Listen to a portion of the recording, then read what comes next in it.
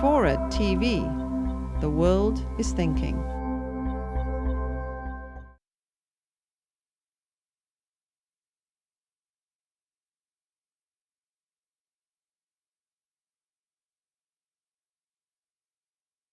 We finally got to the point where we were ready to make what for many of us was a very difficult offer.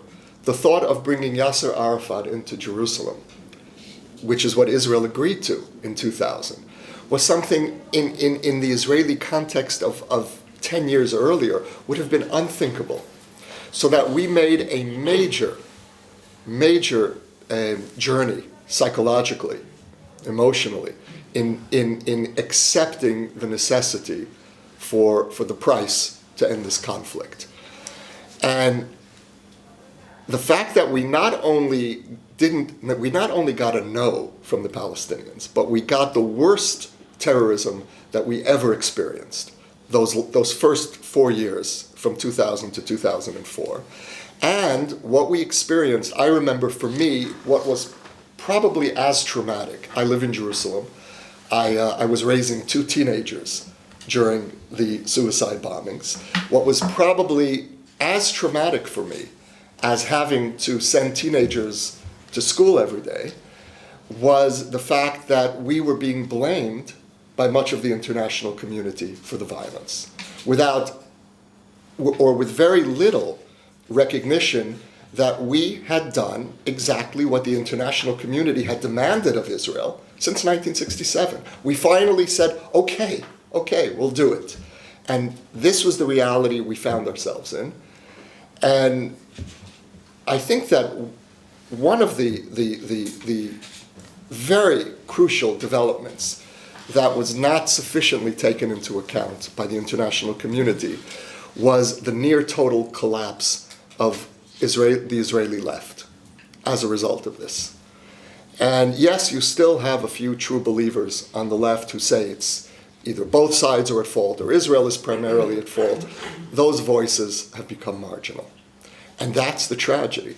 The tragedy is, from my point of view, that the occupation, and you're right, violence breeds violence, and I look at what's happening on the Palestinian side, and part of me says, well, of course, how are they going to feel any differently toward Israel, given the security barrier, given the nature of the deepening occupation? How can they feel any differently? The tragedy, though, from the Israeli perspective, is that this is now self-fulfilling. This has become a self-fulfilling Palestinian wound because we want to get out. Most of us want to get out of the territories. And the proof of it was Gaza. You speak about Gaza as a prison. Think about what could have happened differently.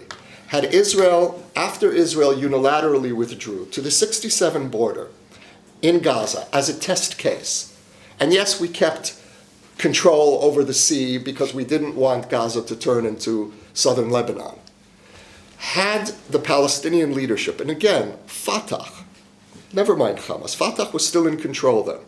Had Fatah done a serious or credible job in controlling the rockets being fired from Gaza into pre-1967 Israel, after we withdrew to the line, had they made the most minimal efforts to begin rehabilitating the refugee camps, many people in the Israeli public would have said, well, let's try this now in the West Bank. Let's continue the process. I certainly would have felt that way. But if you withdraw to the international line, and what you get in return is more attacks onto civilian neighborhoods, at a certain point you have to say, well, the only choice I have is to build as high a wall as possible and rely on brute force. For now. Is that the long-term solution? Of course not. And if anyone has a better way out of this, I'm very willing to hear it.